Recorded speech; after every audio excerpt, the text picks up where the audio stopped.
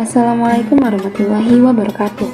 Saya Anis Sumaira dari kelas 2B Jurnalistik. Di sini saya akan menjelaskan singkat tentang Bani Umayyah dan Bani Abbasiyah.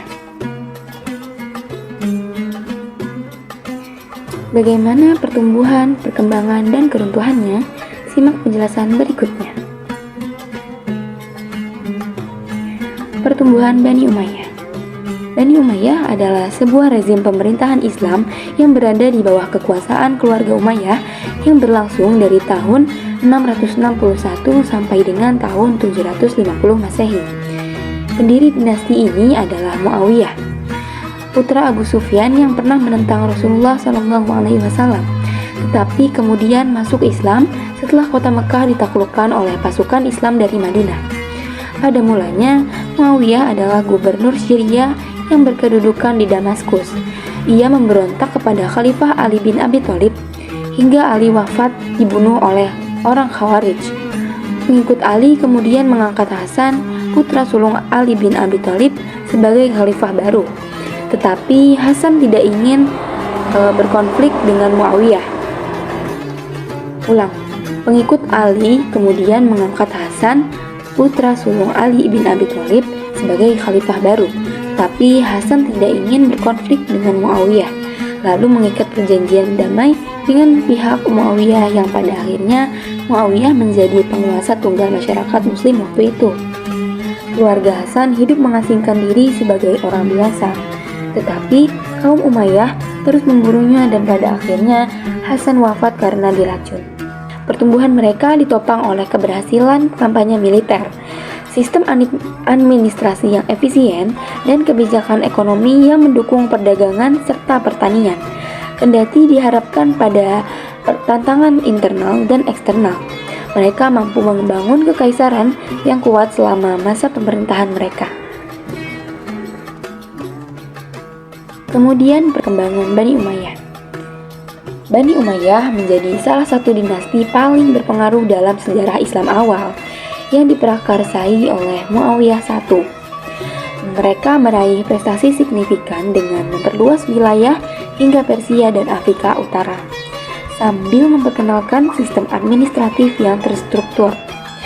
Namun, ketegangan politik dan agama serta ketidakpuasan dari kelompok-kelompok oposisi seperti kelompok Syiah dan Khawarij menimbulkan konflik. Selain itu, kebijakan pemerintah yang otoriter dan diskriminatif juga menimbulkan ketidakpuasan di antara masyarakat.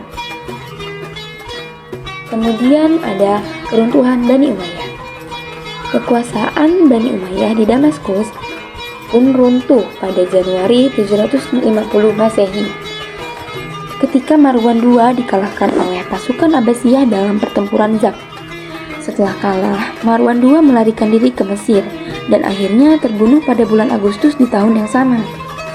Keruntuhan Bani Umayyah dipicu oleh ketegangan internal, perlawanan dari dalam kekhalifahan, dan invasi dari luar. Kebijakan pemerintah yang otoriter dan korup memicu pemberontakan, sementara kekalahan dalam pertempuran Zab serta penaklukan Abbasiyah terhadap Damaskus menjadi pukulan fatal. Konflik internal di antara anggota keluarga Umayyah juga melemahkan dinasti tersebut, memfasilitasi pengambil alihan kekuasaan oleh pasukan Abbasiyah. Kemudian ada Bani Abbasiyah, dimulai oleh pertumbuhannya. Dinasti Abbasiyah adalah dinasti Islam yang berkuasa dari tahun 750 Masehi hingga 1258 Masehi. Sangat lama, bukan? Ya, pertumbuhannya dapat diuraikan melalui beberapa faktor kunci, yaitu yang pertama ada pengadopsian politik inklusif yang melibatkan non-Arab dan non-Muslim dalam pemerintahan untuk memperluas basis kekuasaannya.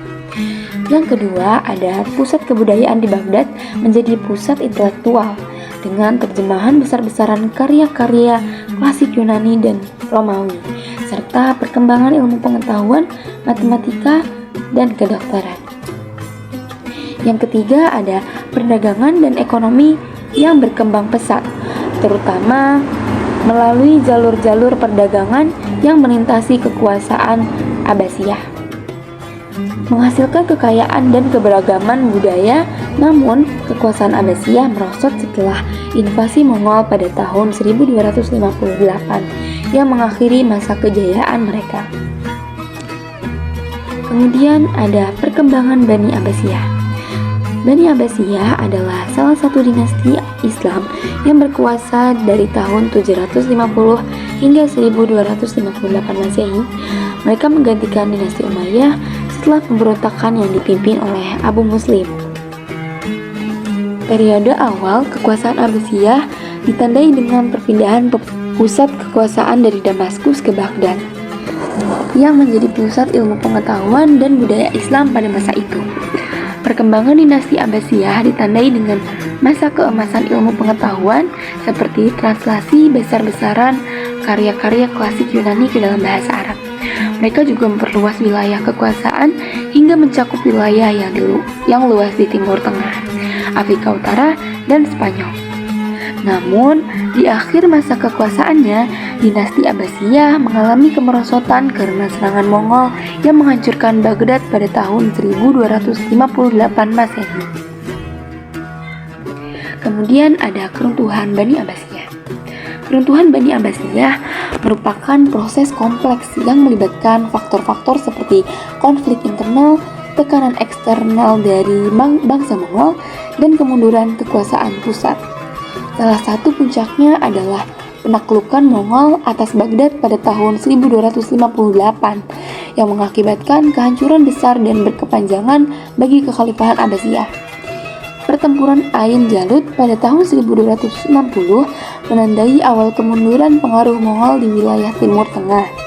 Sementara itu, kekuatan lokal dan regional mulai bangkit, menyebabkan pecahnya kekhalifahan Abbasiyah menjadi berbagai negara kecil yang dikuasai oleh dinasti-dinasti lokal.